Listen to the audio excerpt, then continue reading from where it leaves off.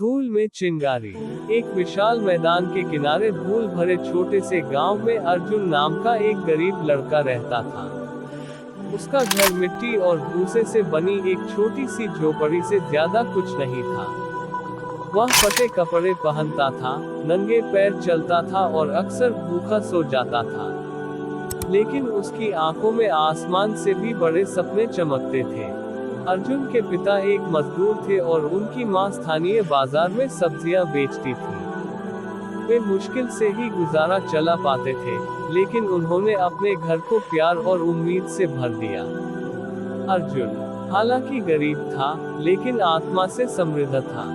उसे पढ़ना बहुत पसंद था। हर शाम बाजार में अपनी मां की मदद करने के बाद वह एक दयालु स्कूल टीचर से उधार ली गई एक पुरानी किताब के साथ स्ट्रीट लाइट के नीचे बैठता था।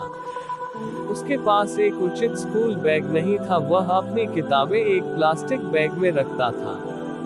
उसकी पेंसिलें घिस चुकी थी और उसकी नोटबुक में दोबारा इस्तेमाल किए गए पन्ने भरे हुए थे।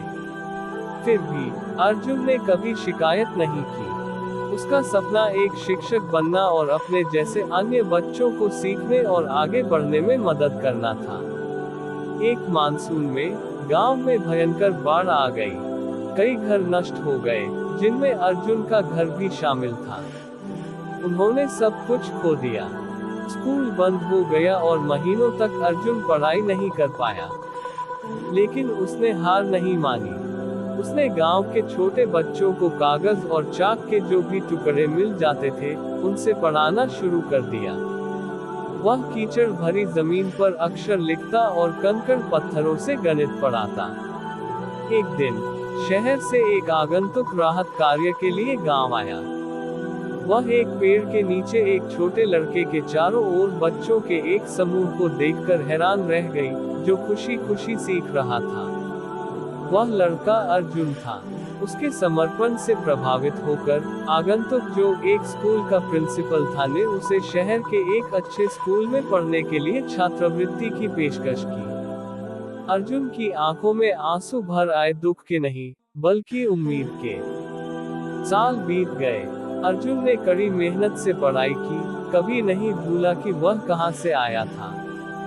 बाद में वह अपने गांव लौटा, एक गरीब लड़के के रूप में नहीं, बल्कि एक युवा शिक्षक के रूप में।